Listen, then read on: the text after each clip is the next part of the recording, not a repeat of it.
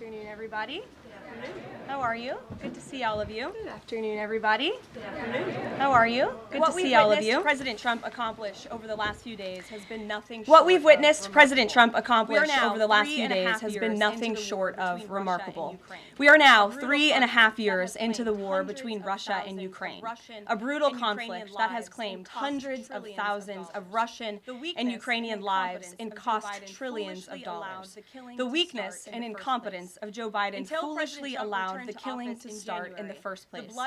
Until President Trump returned to office in January, the bloody and broken Biden status quo was to endlessly force American taxpayers to fund Ukraine no matter the cost, no matter how long it takes, and no matter how many lives were lost.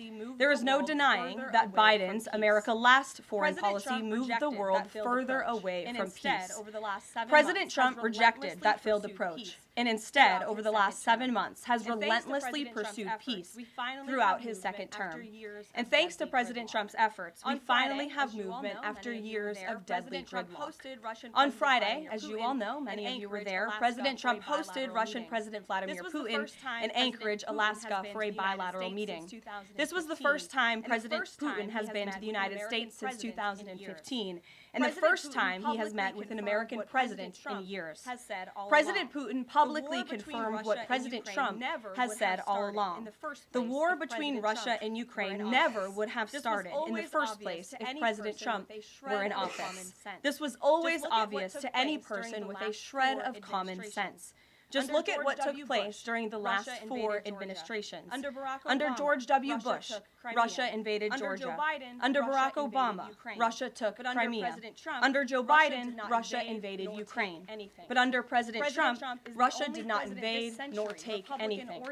President Trump is the only president this century, Republican or Democrat, who has held Russia in check and ensured peace in Europe.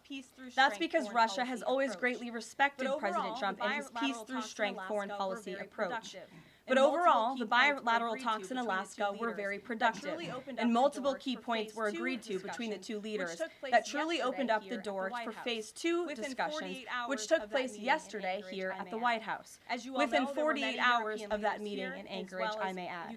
As you all know, there were many European leaders here, as well as Ukrainian President Zelensky. They all traveled here to meet with President Trump to maintain the momentum and work toward a lasting peace. Across the board, every leader credited President Trump for his decisive leadership that has reignited the dialogue in hopes of finally bringing this war to a peaceful conclusion. 2 quotes in particular capture the progress that was made and the optimism moving forward. Finnish President Alexander Stubb said, "I think in the past 2 weeks, we've probably had more progress in ending this war than we have had in the past 3.5 years. Again, that is the president of Finland, a country that shares a border with Russia. That's what we call the President Trump effect. NATO Secretary General Mark Rutte also summed it up well. Without President Trump, this deadlock with Putin would not have been broken. He is the only one who could do this." Following the encouraging conversations yesterday, President Trump spoke with President Putin by phone, and he agreed to begin the next phase of the peace process, a meeting between President Putin and President Zelensky, which would be followed, if necessary, by a trilateral meeting between President Putin, President Zelensky, and President Trump. As the President said, Vice President Vance, Secretary Rubio, and Special Envoy Witkoff will continue to coordinate with Russia and Ukraine to make this happen as soon as possible. It's very important to remember that before President Trump's landslide victory last November, there was no end in sight to this bloodshed. Now there may finally be light at the end of the tunnel and an opportunity for lasting peace. That's because President Trump is the peace president, and American leadership is back on the world stage. It should not be lost on anyone in this room that world leaders are coming right here to Washington, D.C. for help.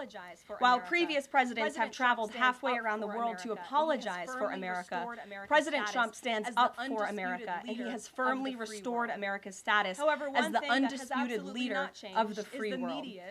However, one thing that has absolutely not changed is the media's negative and downright false coverage of President Trump and his foreign policy accomplishments.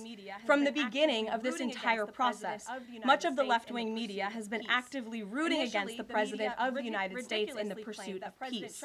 Initially, the media ridiculously claimed that President Trump was somehow somehow beholden to Russia for even agreeing to have a face-to-face discussion with President Putin inside of the United States. The media said President Trump was making a grave mistake by, quote, legitimizing Putin. They were aghast that President Trump would treat another world leader like a world leader. The media relentlessly attacked President Trump and claimed he suffered a, quote, major defeat for not immediately emerging with a final agreement, even though he said heading into that meeting, this was a meeting to listen and to understand how to move the ball forward. All weekend following those historic U.S.-Russia bilateral talks, we listened to clueless pundits on television trying but failing to claim that the president had failed. The so-called experts in the foreign policy establishment, whose record is nothing but endless wars, trillions of wasted taxpayer dollars, and dead Americans, have the nerve to try and lecture President Trump, who has solved 7 global conflicts in 7 months, about peace.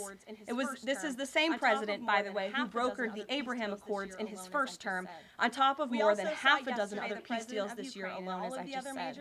We also saw yesterday the president of Ukraine and all of the other major leaders of Europe fly across the Atlantic Ocean to meet President Trump at the White House because of the progress that was made, and that, if you ask the media, failed meeting, but it was not. It was highly productive and it was successful. This is why Americans' trust in the mass media is at a lowest point in more than 5 decades. Diplomacy is a delicate process, and instead of reporting the facts about what is happening here at this White House and what is happening between this president and other leaders around the world, many outlets in this room continue to try to actively undermine the president and sabotage the efforts towards peace. That is why I felt the need to set the record straight. In other news, on the home front, President Trump's efforts to make D.C. safe again are working. There have been a total of 465 arrests since the start of this operation on Thursday, August 7th. Last night, there were a total of 52 arrests, including the arrest of an illegal alien MS-13 gang member with convictions for DWI and drug possession. Thanks to President Trump's leadership and the outstanding work of both federal and local law enforcement, dangerous gang members like the one picked up last night will not be allowed on the streets of our nation's capital. Other arrests last night included assault with a deadly weapon for stabbing, parole violation for robbery, murder, outstanding warrant for attempted murder, assault on federal law enforcement officer, and felony assault. 4 more homeless encampments were also removed during yesterday's reporting period. To date, a total of 48 homeless encampments have been cleared in Washington, D.C. by multi-agency teams.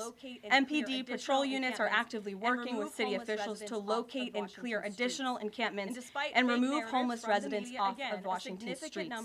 And despite fake narratives from the media, again, a significant number of the arrests have been in high-crime areas of D.C. In fact, nearly half of all of the non-illegal alien-related arrests have occurred in wards 7 and 8, the 2 wards that have the highest number of violent crime, as well as homicides and assaults with dangerous weapons last year. So while Democrats continue to coddle violent criminals, President Trump and this administration are focused on putting them behind bars and unapologetically standing up for the safety of law-abiding American citizens, and the White House will continue to provide all of you with the results of this operation in the days ahead. So with that, I will take your questions today. Here in our new media seat today, we have Jack Posobiec, who joined us in Anchorage, Alaska last week. Jack, thanks for being here. Why don't you kick us off? Status of these peace talks, obviously. Questions regarding the status of these peace talks, obviously, we saw yesterday, and this summit there in Anchorage. We saw the world leaders here yesterday with this summit. We've heard phrases like coalition of the willing. We've also heard Article 5-like guarantees. When it comes to the security guarantees, what is the current status of that? I know the President earlier today mentioned boots on the ground would be UK, France, Germany possibly, but unequivocally said no U.S. troops on the ground, but U.S. coordination. Can you elaborate on that, and what would the red lines be? Sure. Well, you got to the heart of what I was going to say to all of you today on security guarantees, which is the President has definitively stated U.S. boots will not be on the ground in Ukraine, but we can certainly help in the coordination and perhaps provide other means of security guarantees to our European allies, the President understands security guarantees are crucially important to ensure a lasting peace, and he has directed his national security team to coordinate with our friends in Europe and also to continue to cooperate and discuss these matters with Ukraine and Russia as well. Russians responded at all. I know he spoke with President Putin last night. What has been their response? Because we've heard some reports from the Kremlin and others saying they're unequivocally against NATO troops on the ground. Well, look, the President continues to have these conversations with both leaders. Those conversations took place in Anchorage, Alaska, again yesterday with the Europeans and President Zelensky, and he has directed his team to come up with a framework for these security guarantees that can be acceptable to help ensure a lasting peace and end this war. Real quick on this. Regarding some of the funding, we're hearing questions about another round of weapon sales or possibly a round of U.S. purchases of Ukrainian drones. Will that money be funded by the U.S. taxpayers? Are we finally going to see an end to the U.S. taxpayer-funded, seemingly endless mandate for these foreign wars? Well, the President is very sensitive to the needs of the American taxpayer, and immediately upon entering office back in January, he made it very clear that we're not going to continue writing blank checks to fund a war very far away, which is why he came up with the very creative solution to have NATO purchase American weaponry because it is the best in the world, and then to backfill the needs of the Ukrainian army and the Ukrainian people and their military. So that's the solution the President has came up with. We'll continue to see that forward. As for any additional sales, I'll have to defer you to the Department of Defense. Thanks, Jack. Kelly.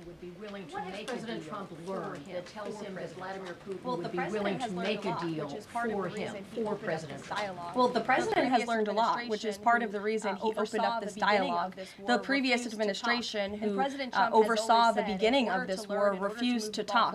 And President Trump has always said, in order to learn, in order to move the ball forward with diplomacy and towards peace, you have to have open dialogue. And so that's why the President has had several conversations by phone and, of course, an in-person meeting last Friday with President Putin. He also has talked to President Zelensky dozens of times, had him here at the White House yesterday, and he's understanding what both sides want, what both sides are going to have to give up, and he has always said in order to get a good deal, both sides are going to have to walk away a little bit unhappy. So he continues to learn a lot throughout these conversations, which is why we've seen progress from both sides. And I would also just add, when it comes to learning and moving the ball forward, look at how both Russia and Ukraine have actually talked directly for the first time in many years, thanks to the efforts of this President and this administration.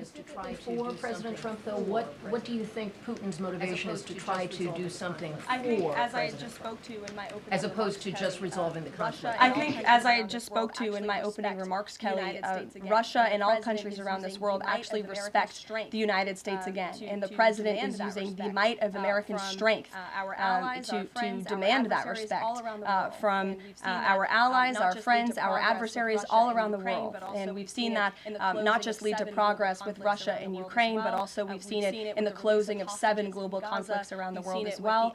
We've seen it with the release of hostages in Gaza. We've seen it with the end of the conflict between India and Pakistan, which could have resulted in a nuclear war if we had not had a president who believed in the strength and the leverage that comes with the job of being the President of the United States of America. Rachel. Karoline, heading into Alaska, a lot of the focus in the talk is on this trilateral meeting between these 3 leaders.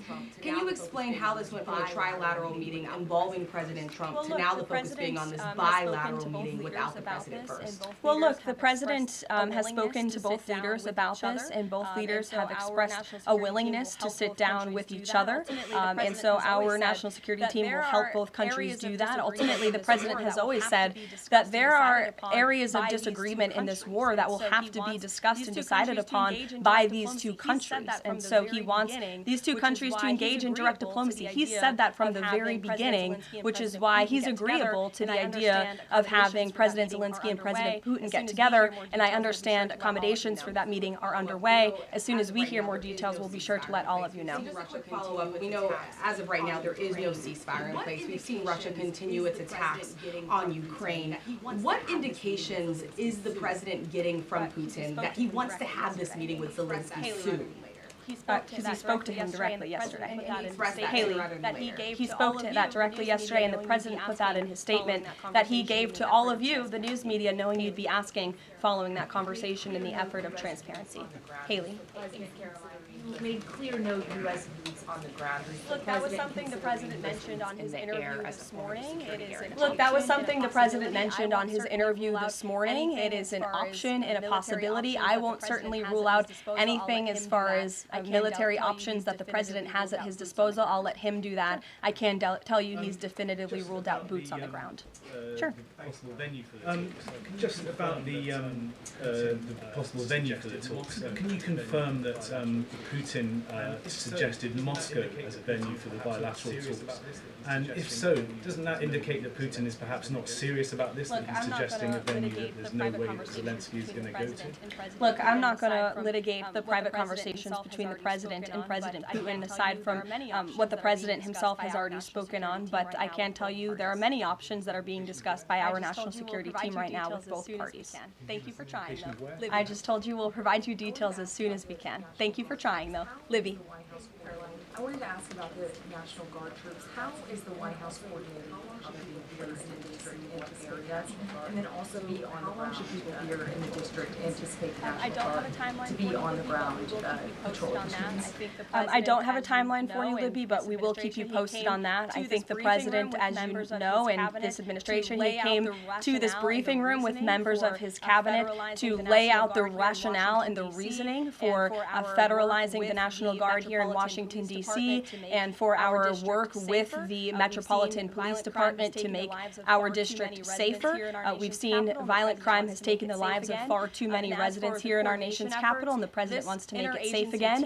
And as for the coordination efforts, this interagency team is meeting and talking daily. In fact, there's a meeting taking place right now in the West Wing with members of the interagency task force to continue to discuss not just the National Guard deployment, but also how we can continue to remove public safety threats off of the streets of Washington, which, as the numbers I just showed you prove, they are doing every single night. I will just reiterate, 465 total arrests and counting since the start of this operation. I believe 11 or 12 days ago, I'll have to check the calendar, but those are pretty remarkable results. If not for this task force and their high level of coordination and the leadership of this president, there would have been 465 more violent criminals on the streets of this capital that you all live in every day. So I think we should all be very grateful for that. Stephen. First, Karoline, 3 questions about the D.C. President Trump said. Sure. Mentioned getting rid of the slums where criminals live. President Trump said he mentioned getting rid of the slums where criminals live. Was he talking about tents or permanent residential buildings? And then the mayor has expressed an interest in clarifying how much of a focus illegal immigration enforcement is as part of this crackdown. Can you say anything about that? Sure. Third, any preview on the beautification? 3 questions. I'll try to answer all 3 of them pointedly for you.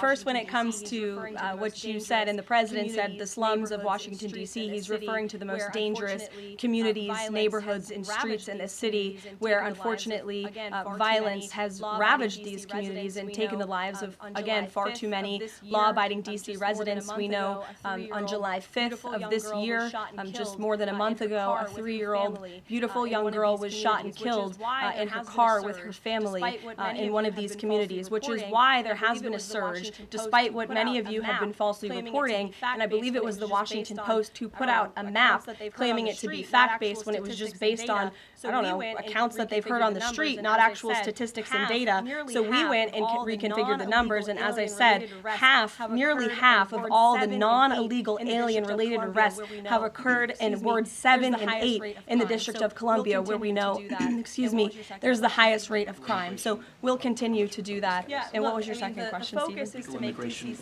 How much of a focus that Yeah, look, I mean, the focus is to make D.C. safe and beautiful and to remove public safety threats and violent criminals from our streets.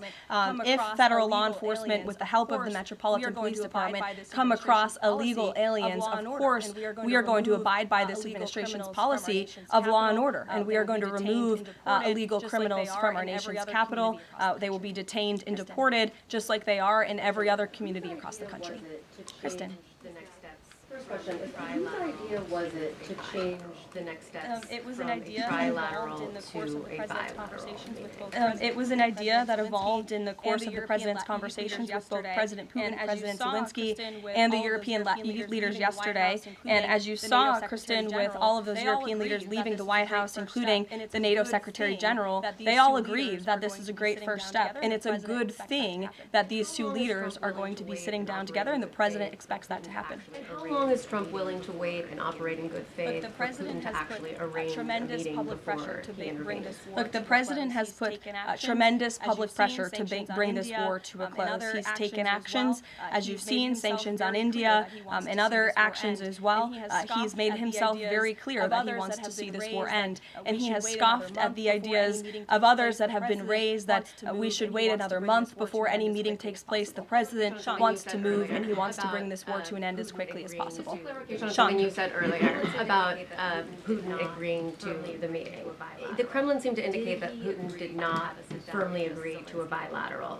Did he agree to have a sit-down with just Zelensky on the phone? I can assure you that the United States government and the Trump administration is working with both Russia and Ukraine to make that bilateral happen as we speak. Why wouldn't Trump just take the call? The point is to get everybody on the same page.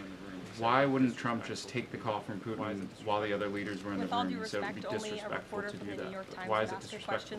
With all due respect, only a reporter from the New York Times would ask a question like that, Sean. The president met with all of these European leaders at the White House 48 hours after sitting down with President Putin on American soil. In fact, there was so much progress in the readout that was given to these European leaders immediately following his meeting with President Putin that every single one of them got on a plane 48 hours later and flew to the United States of America. And if I could just read for all of you some of the statements from those European leaders yesterday, you had President Zelensky himself saying it was a very good conversation, it was really good, we spoke about very sensitive points.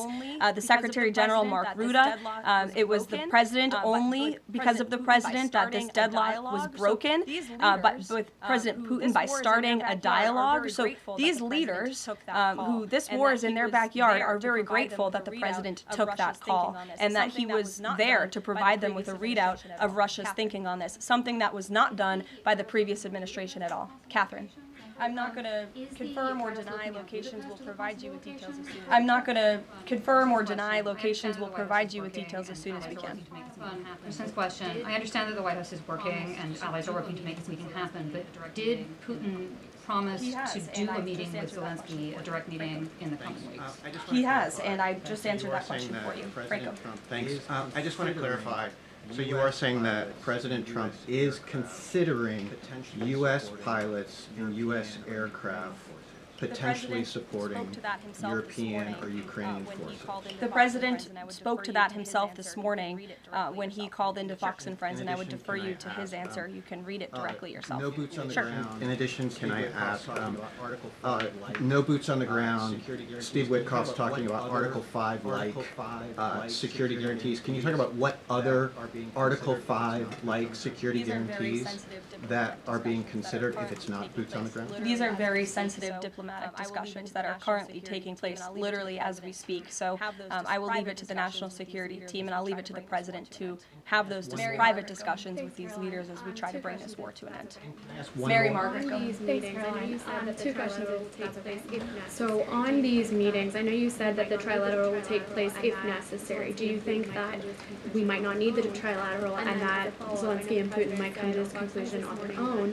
And then as a follow-up, I know the president said on Fox News this morning that he's partially seeking peace in order to get to heaven. Was he joking, or is there spiritual motivation behind his peace deals here? I think the president was serious. I think the president wants to get to heaven, as I hope we all do in this room as well. Annie. Thanks, Caroline. I'm just shifting gears to the Department of Justice for a minute.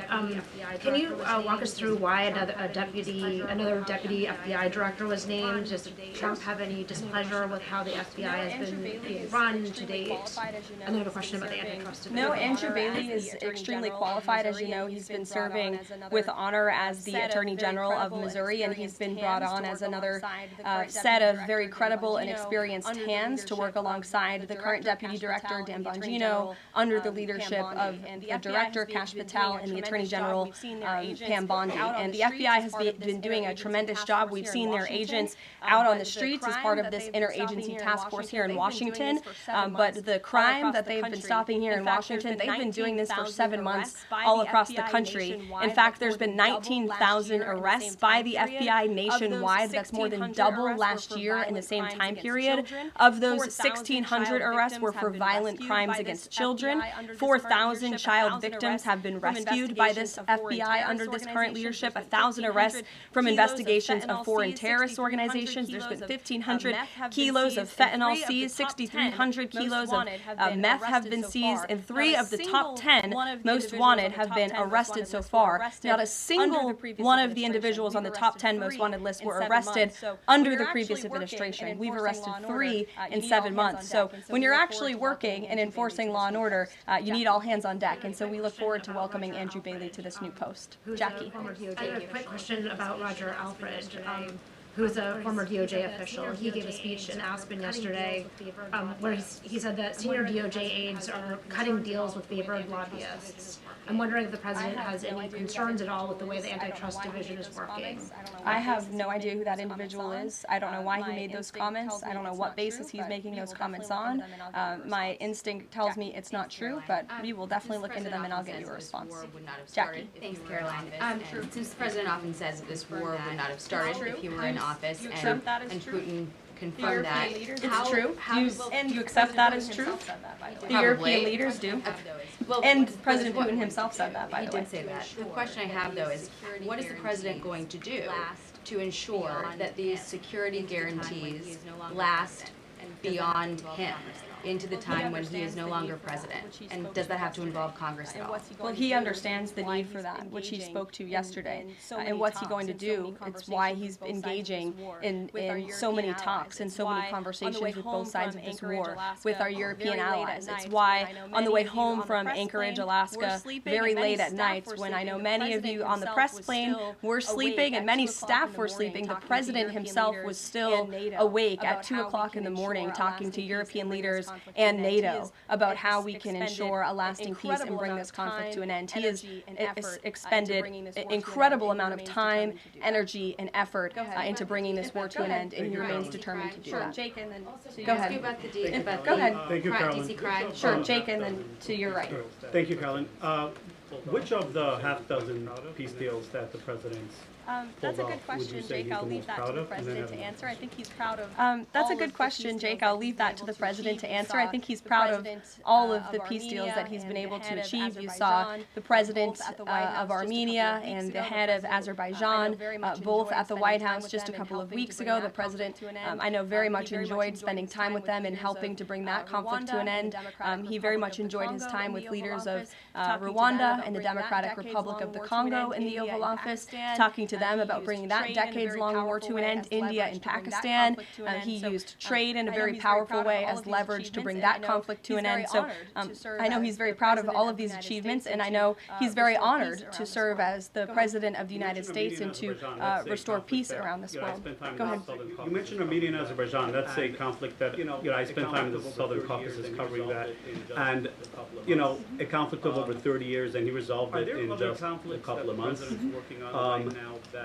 Are there other conflicts that the president's working on right now that are off the radar screen that we should be tracking?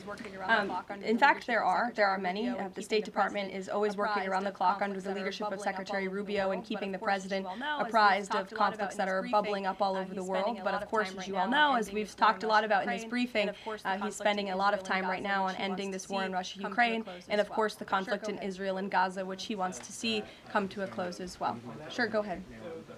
Said that concerning a movement to eliminate mail-in voting, but states administer elections, not federal authorities. So can you provide any more details about how the White House plans to eliminate that? The White House continues to work on this, and when Congress comes back to Washington, I'm sure there will be many discussions with our friends on Capitol Hill and also our friends in state legislatures across the country to ensure that we're protecting the integrity of the vote for the American people. And I think Republicans generally and the president generally wants to make it easier for Americans to vote and harder for people to cheat in our elections. And it's quite mind-boggling that the Democrat Party could stand in opposition to common sense. He wants to ensure election integrity.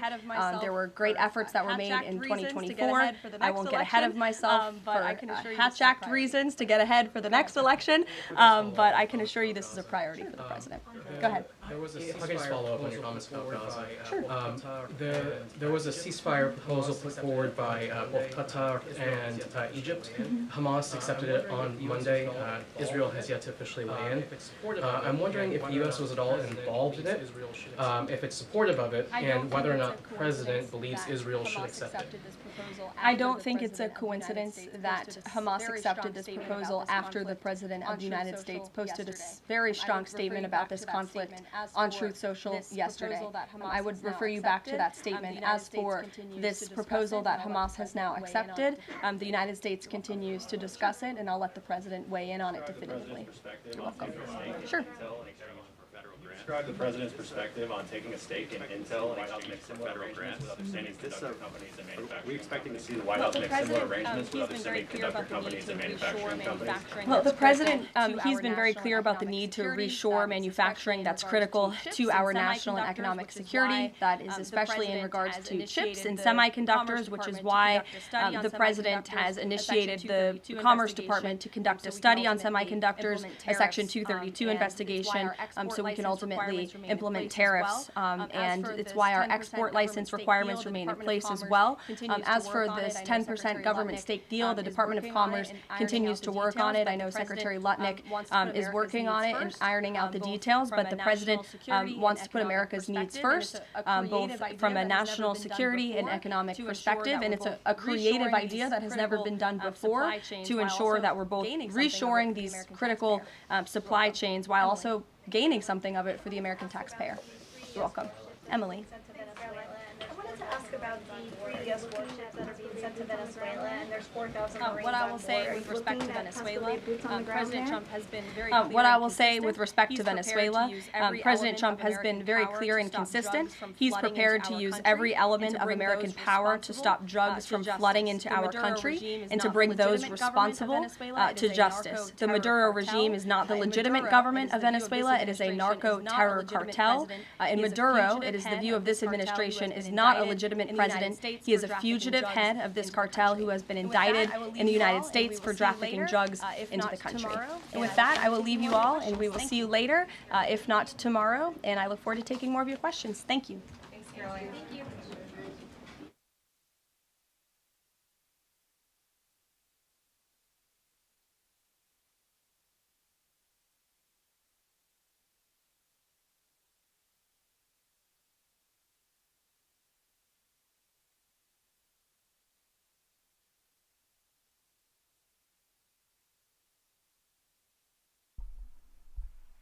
Thank you very much, and thank you for being here in the Oval Office, one of the great places of the world, as we make a historic announcement about the Golden Dome Missile Defense Shield. That's something we want, and Ronald Reagan wanted it many years ago, but they didn't have the technology, but it's something we're going to have. We're going to have it at the highest level.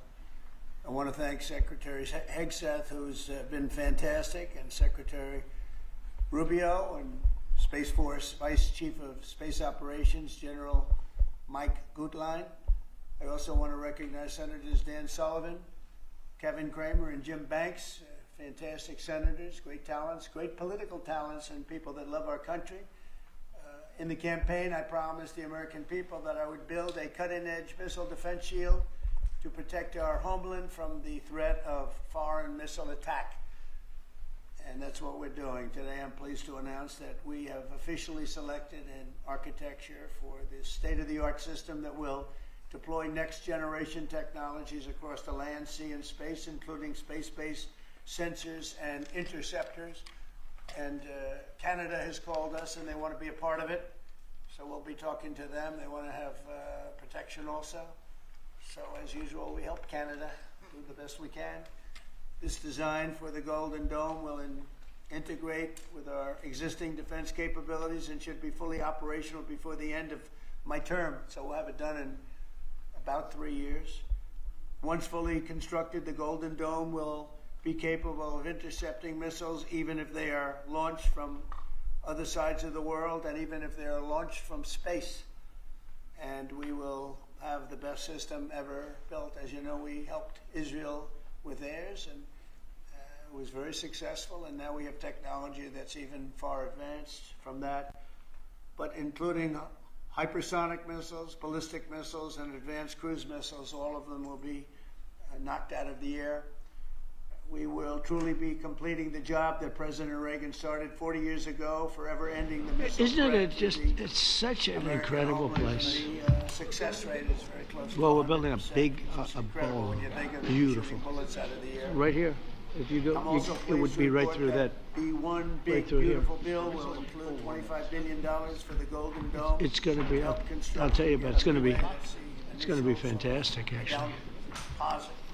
And we have. You can let them come in. General, we're talking about 170. I think we're going to have a successful total talk cost today. of this.